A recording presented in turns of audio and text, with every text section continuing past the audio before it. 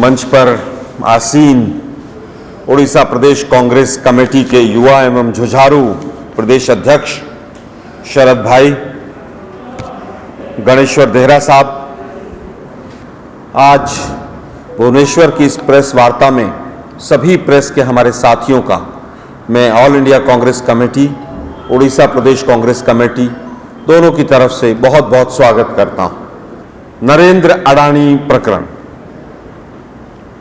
नरेंद्र और अडानी जी दोनों मिलकर जो पूरे देश में घालमेल कर रहे हैं, उसी श्रृंखला में आज ऑल इंडिया कांग्रेस कमेटी एवं तमाम प्रदेश कांग्रेस कमेटियों ने मिलकर एक प्रेस वार्ता का आयोजन किया है। 23 जगह हम लोग आज इस संदर्भ में प्रेस वार्ता कर रहे हैं। एक तरफ महंगाई है, एक तरफ बेरोजगारी है, एक तरफ देश में विभाजनकारी एजेंडा इस भाजपा की सरकार का और फाजीवादी सरकार का चल रहा है, और उसी के साथ साथ एक बहुत बड़ा विषय जो एक विदेश की कंपनी ने जिसको उजागर किया और हम बार बार पिछले 9 वर्षों से माननीय राहुल गांधी जी ने भारत जोड़ो यात्रा के तहत भी और तमाम प्रेस कॉन्फ्रेंसों के माध्यम से भी हमने बताया कि एक व्यापारी जो मोदी जी का मित्र है, वो पूरी तरह से, चाहे वो शेयर मार्केट हो, चाहे वो जिस तरह से तमाम जो भारत के संसाधन हैं, नेशनल रिसोर्सेज हैं, उन पर कब्जा करते हुए चला जा रहा है, उसमें सरकार की और उसकी पूरी तरह से मिली भगत है कि किस तरह से कुछ व्यापारी, जिसमें एक प्रमुख व्यापारी जो 2014 में विश्व में 609वें नंबर पर थे अपनी संपत्ति के आधार पर, और किस तरह से मोदी जी ने और उनकी सरकार ने उनको अनैतिक तरीके से फायदा पहुंचाया, तमाम संवैधानिक संस्थाओं का, तमाम जांच एजेंसियों का दुरुपयोग किया और उस व्यक्ति को 609 नंबर से पहुंचाकर तीसरे नंबर पर पहुंचा दिया। हम न पूंजीवाद के खिलाफ हैं, न हम किसी व्यापारी के खिलाफ हैं।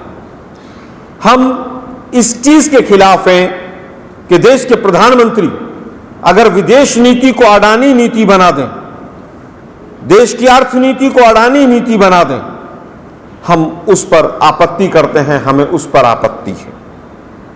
जैसा कि आप लोगों ने देखा, तमाम तथ्य आज पब्लिक डोमेन में कि किस तरह से विदेशों में टैक्स हेवन जो देश थे, उनके अंदर शेल कंपनीज, जाली कंपनियां बनाई गई और उन शेल कंपनियों के माध्यम से किस तरह से विदेशों से पैसा यहां पर लाया गया, कृत्रिम रूप से आर्टिफिशियली अडानी के शेयर्स को बढ़ाया गया, कीमतों को बढ़ाया गया, उन्हीं शेयर्स को बैंकों के पास प्लेज करके गिरवी रखकर और लोन लिया गया। उसके बाद जब लोन ले लिया गया तो उसी पैसे से हमारे पूर्वज और हमने जो टैक्स पेयर से अपने संसाधन बनाए हैं देश के, जो नेशनल रिसोर्सेज खड़े किए गए हैं, सरकार की मदद से उन रिसोर्सेज को अपने कब्जे में लिया गया और फिर और अमीर बना गया और फिर और अमीर बना गया और फिर और अमीर बना गया। और ये जो श्रृंखला है ये चलती चली जा रही है। हम कह रहे हैं कि जेपीसी बनाइए, आपकी सरकार है, जॉइंट पार्लियामेंट्री कमेटी के अंदर आपका वर्चस्व रहेगा, आपकी संख्या ज्यादा रहेगी, चेयरमैन भी भाजपा का होगा, लेकिन ये सरकार जेपीसी से भी भाग रही है। जब सवाल पूछे गए तो नरेंद्र मोदी जी कहते हैं कि मैं अकेला सब पर भारी। भाई बिल्कुल भारी हैं आप, आपने अर्थव्यवस्था का चकनाचूर कर दिया, विदेश नीति का चकनाचूर कर दिया, सामाजिक व्यवस्था का चकनाचूर कर दिया, आप भारी हैं, इसमें कोई दो राय नहीं। ये एक मोडस ऑपरेंडी हो गया इस सरकार का।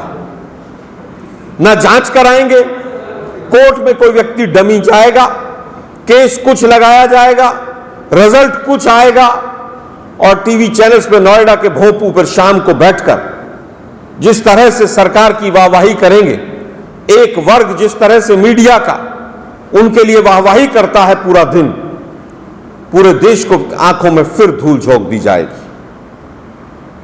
हम कह रहे हैं जेपीसी बनाइए, वो कह रहे हैं बीबीसी पे छापे डालेंगे।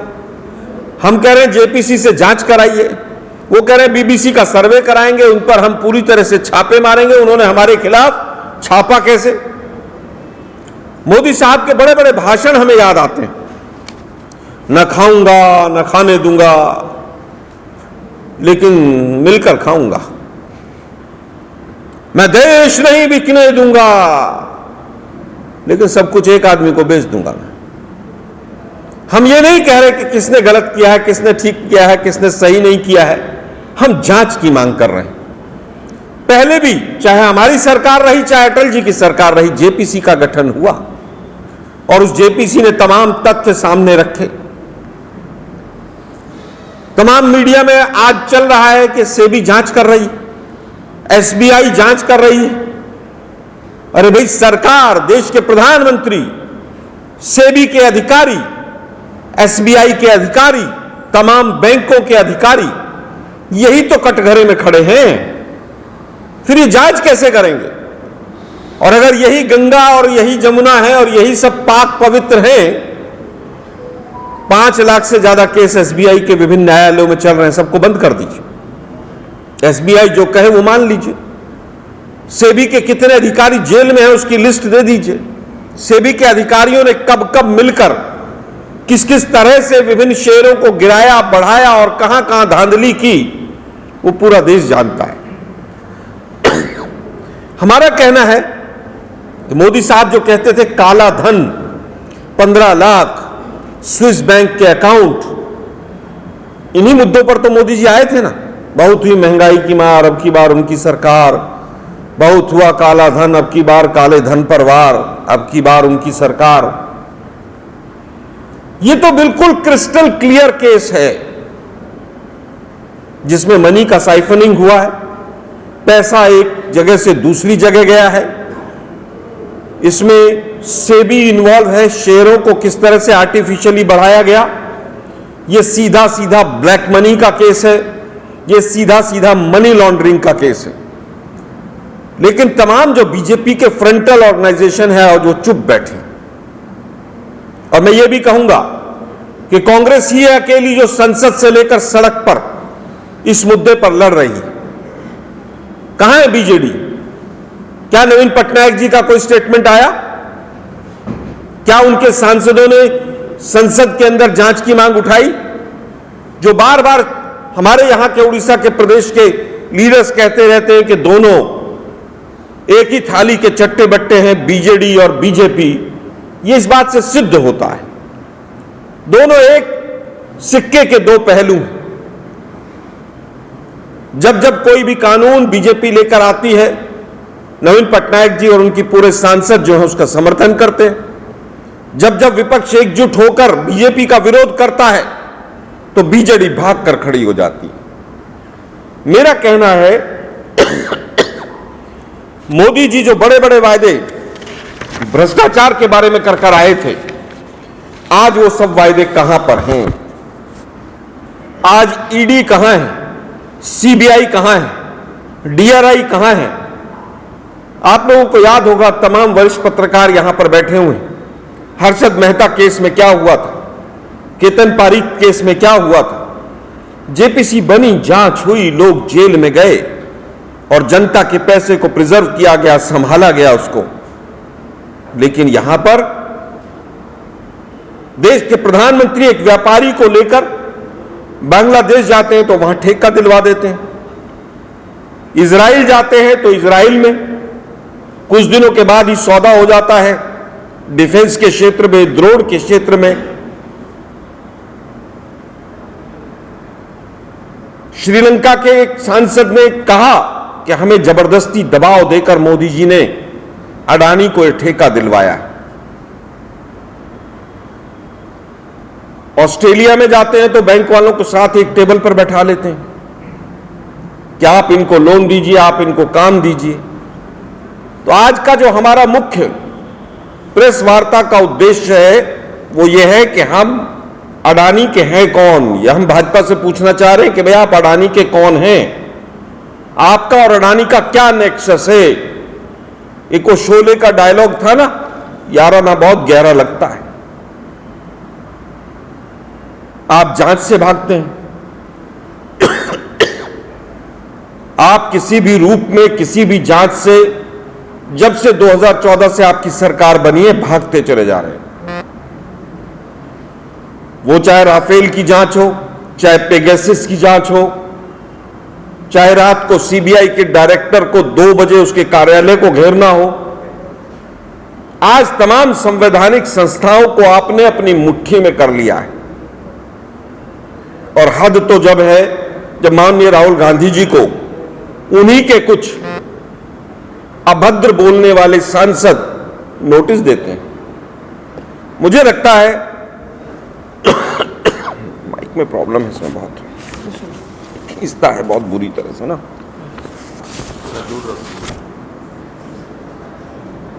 आज हम पूछना चाहते हैं कि भाई सेबी उस समय पर कहां थी जब कृत्रिम रूप से शेयर जो है ये बढ़ाए चले जा रहे थे। आज हम पूछ रहे हैं कि मनी लॉन्ड्रिंग ईडी के लिए एक व्यक्ति जिसके पास 50,000 रुपए भी एक्स्ट्रा मिल जाते हैं, इनकी जांच एजेंसियां, फ्रंटल ऑर्गेनाइजेशंस उन पर छापा मारने लगती हैं। आज हम पूछना चाहते हैं कि मोदी साहब, आपके साथ अडानी कितनी बार विदेश यात्रा में गया, आपका क्या रोल रहा, आपने कितनी बार मुख्यमंत्री रहते हुए उसके जहाज में सफर किया, आपके यहां से पीएमओ से किस किस अधिकारी का फोन कब कब गया, और एसबीआई और एलआईसी डूबते हुए जहाज में भी पैसे लगाती रही, ये किसका दबाव था। 20 लाख करोड़ रुपया जो पूरी तरह से बह गया, जनता का, एलआईसी का, एसबीआई का, उसका जिम्मेदार कौन है। एक कंपनी मॉरिशस में शेल कंपनी है, वो हजारों करोड़ रुपया अडानी में लगाती है।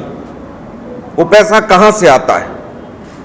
एक ही कंपनी में, एक ही एड्रेस पर 5-5 कंपनियां रजिस्टर्ड हैं। 42,000 करोड़ रुपया एक ही एड्रेस से कंपनी अडानी में लगाती है, और उस कंपनी का क्या काम है, नेचर ऑफ वर्क नहीं पता है। हम पूछ रहे हैं पैसा नोटबंदी का तो नहीं है। हम सीधा सीधा पूछ रहे हैं ये पैसा जो मुंद्रा पोर्ट पर ड्रग्स पकड़ी जाती है, ये पैसा ड्रग्स माफियाओं का तो नहीं है। हम पूछ रहे हैं ये मोदी जी के भ्रष्ट मंत्रियों और सांसदों का तो नहीं है। इसकी जांच क्यों ना हो। आप जांच से भाग रहे हैं। हमारे किसी भी सवाल का आप जवाब देने को तैयार नहीं। यह अमृत काल नहीं, यह मित्र काल चल रहा है कि अपने मित्र को कैसे फायदा पहुंचाया जाए। बार बार कहा जा रहा था वो हिंडनबर्ग कंपनी जो है वो खराब है। अरे हम कहते हैं भाई वो बिल्कुल खराब है, मान लेते हैं आपकी बात। हम कहते हैं कि अगर वो खराब है और उसकी वजह से हमारे एलआईसी और हमारे एलआईसी के शेयर होल्डर्स का अगर पैसा डूब रहा है, तो विदेश मंत्रालय क्या कर रहा है। उस कंपनी के खिलाफ अभी तक अमेरिका में क्यों नहीं कोई भी कंप्लेंट की गई, अभी तक कोई भी एक्शन उनके खिलाफ क्यों नहीं लिया गया। अगर आपको लगता है कि अडानी पाक साफ है तो कहिए ना पाक साफ है, और आप अगर कहते हैं पाक साफ है तो फिर जांच से क्यों भाग रहे हैं आप। मुझे लगता है कि इन सब सवालों का जवाब आज की भाजपा की सरकार को देना चाहिए। 2014 में जब से इनकी सरकार आई है, तब से इन लोगों ने, चाहे वो पावर सेक्टर हो, चाहे पोर्ट हो, एयरपोर्ट हो, सड़क हो, बंदरगाह हो, हर चीज एक ही आदमी को आप बेचते हुए चले जा रहे हैं।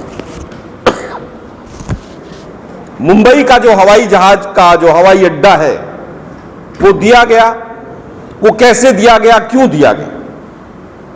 और दुर्भाग्य ये है कि जिसके कंपनी को अडानी खरीदना चाहते हैं, एक मोडस ऑपरेंडी बन गई।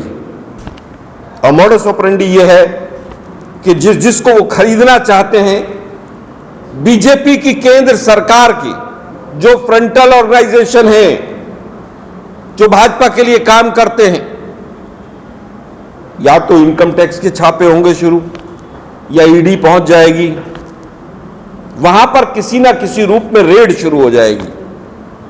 और जैसे ही रेड होगी उसके कुछ दिन के बाद उस कंपनी को, उस मीडिया हाउस को अडानी स्वयं खरीद लेगा। आपको याद होगा कृष्णपट्टनम बंदरगाह के बारे में 2018 में नवयुग कंपनी के ऊपर छापे पड़े, 2020 में 75% शेयर खरीदे गए और 2021 में 100% उस कंपनी को खरीद लिया गया। एनडीटीवी का प्रकरण आप सब लोगों को, मीडिया के साथियों को याद होगा। 2017 के अंदर छापे पड़े, पूरी बीजेपी का फेक मीडिया सेल जो है वो एनडीटीवी पर अटैक करता है और उसके कुछ चंद सालों के बाद एनडीटीवी के मैक्सिमम शेयर्स को खरीद लिया जाता है। आप लोगों को याद होगा एसीसी सीमेंट, बिनानी सीमेंट, अंबुजा सीमेंट, तमाम ये कंपनियां हैं जिनको डराया जाता है मोदी जी की जांच एजेंसियों के द्वारा और उसके बाद अडानी को धीरे से दिलवा दिए जाते हैं।